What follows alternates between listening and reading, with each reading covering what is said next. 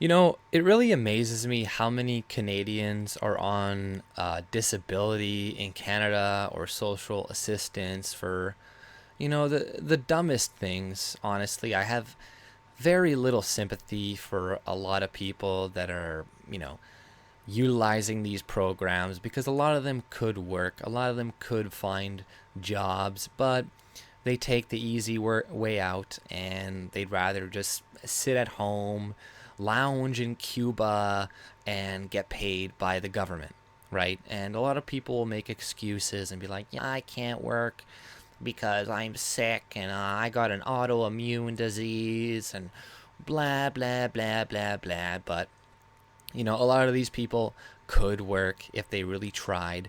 My brother had cystic fibrosis, which is a pretty serious lung illness, which he died from. And he worked ever since he was able to work legally up until he died in his late 20s, right? And he never went on disability, he never went on social assistance, and he could have.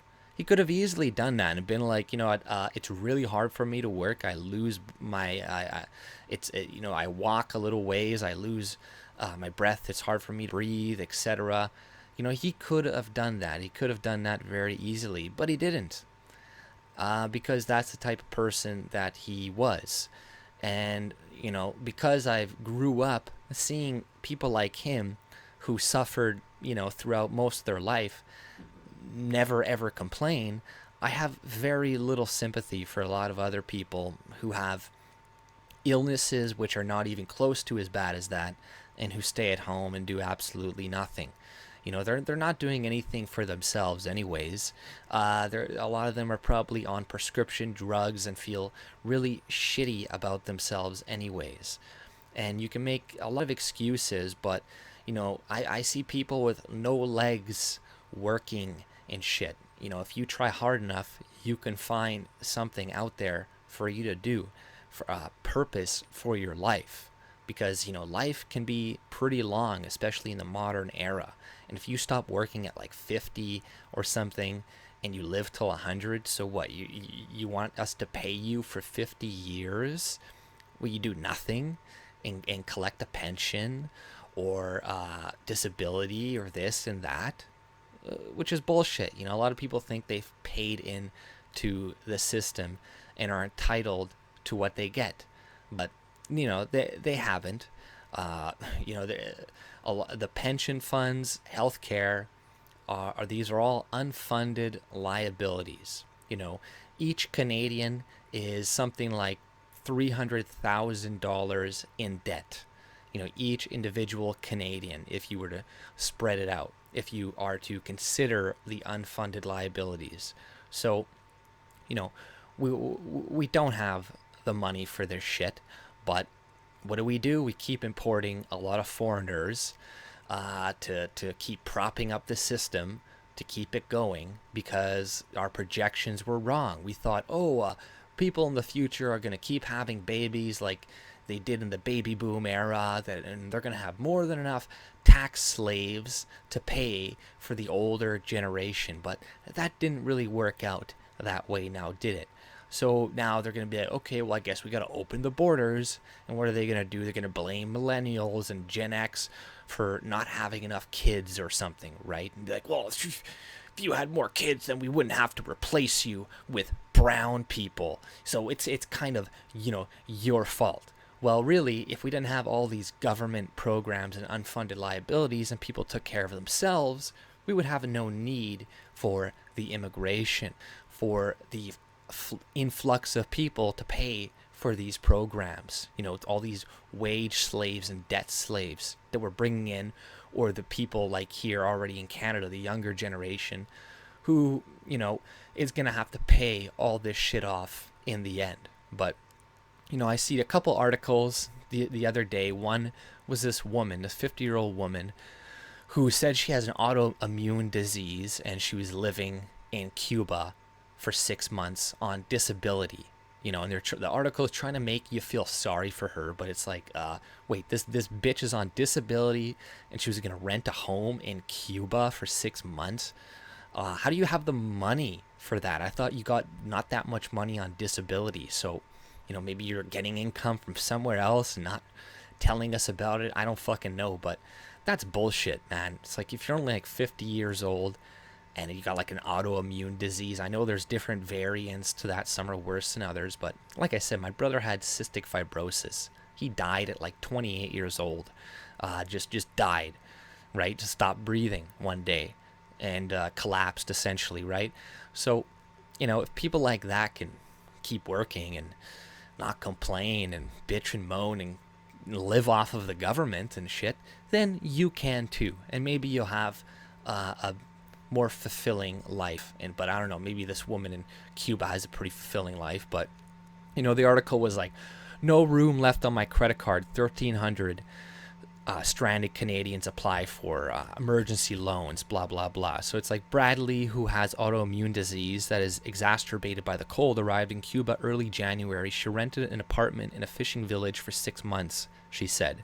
When the COVID-19 concerns escalated in early March, she weighed her options. She said she didn't have a place to quarantine in Ontario because she lives with her daughter, who is an essential service worker. Bradley also survives on a disability pension and had prepaid 6 months rent in Cuba. Well, that's another thing, right? This dumb bitch, and this article is from April 1st, right? So this girl had quite a bit of warning to get out of Cuba, but she wanted to, not waste her money because she already rented an apartment for 6 months on her disability money and shit. And you're like, now they're stuck and they're asking the Canadian government for loans to pay them. And you're like, oh man, you just see this shit all the fucking time. And then there's another article a while ago. This is from April 7th. This is a different article. This is from April 8th.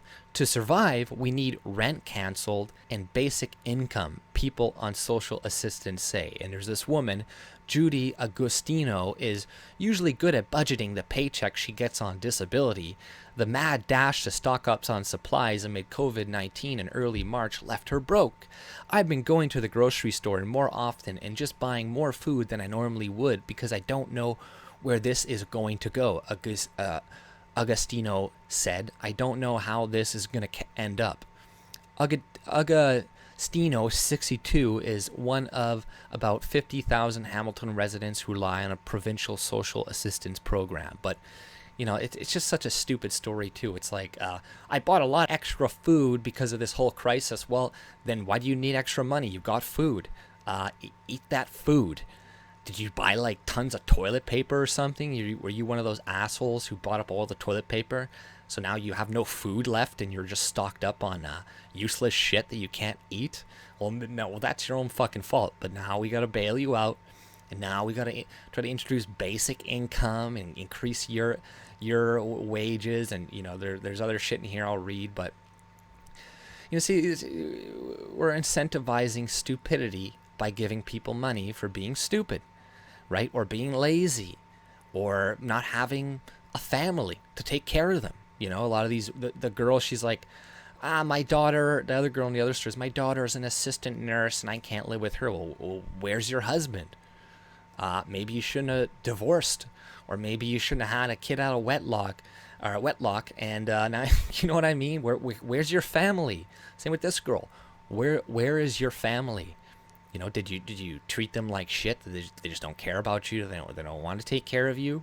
Do you not have one? Are you a cat lady? Well, now we got to take care of you because you're a fucking 60-year-old cat lady and you don't want to work and shit. And it's just annoying. My grandpa worked. He didn't need to keep working. He could have retired, but he kept working in his store until he was like 90 years old. He died in 94. I think he just kept working until he was like 92, until he started getting like really, really sick and, not really being able to get there and kind of move around as much. Then he stopped working. And you see all these people just living off the government for so long and, using excuse after excuse after excuse. And, I'm not going to say everybody on it it's illegitimate for everybody to use it. In some cases, yeah, okay, sure. I'm not against helping people. I'm not against giving money to people who need it and who are, going through hard times and shit, or, who have really, really serious illnesses that don't allow them work whatsoever. Those do exist, right? But a lot of these able-bodied people living in Cuba, I have a hard time believing that they can't really find another source of employment, right? But, it goes on. This woman, yet Augustina said she feels the federal government is prioritizing the working class through the Canada Emergency Response Benefit. The emergency benefit is a taxable $2,000 stipend that will be given to workers who have stopped working due to COVID-19 and don't have access to paid leave or income support. But claimants can only get the money for a maximum of 4 months. She's like, people that do work automatically get $2,000 a month, and we're being treated like subhuman, like our lives don't matter because we're just not getting that kind of assistance, said Agostino, who receives $1,500 or $1,150 a month. She probably gets more from other shit too. She said the most ideal immediate solution would be for Canadian government to add $300 to $400 emergency supplement onto people's social assistance paycheck. But in the long term, he says, the government should look at providing universal basic income. And then now they're also talking about trying to create rent strikes. And you know what? A lot of landlords after this thing are going to be royally fucked, man.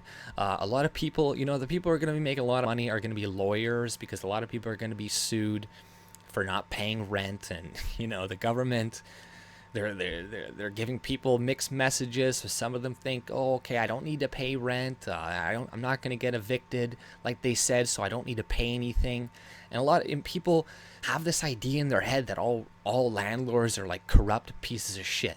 Whereas it's like, I've had really good landlords and really bad ones, right? Usually the bad ones are the big corporations, but a lot of them that are good are just regular people, and a lot of people are not going to pay them. There's a story just recently trying to get make us feel sorry for this nurse that was getting kicked out of this place. I think it was in Ottawa, but what she was doing, she said she threatened the landlord who shares a kitchen with her with giving her the coronavirus, and also she left her dirty scrubs in the kitchen, which she was asked not to multiple times. But we're all supposed to feel sorry for this woman. It's like, you're threatening this landlord and shit, and they're trying to make us feel antagonistic towards them. But a lot of them are just regular people renting out places and shit to other people, and a lot of them, you can work with the small landlords way more than you can work with the massive corporations. When my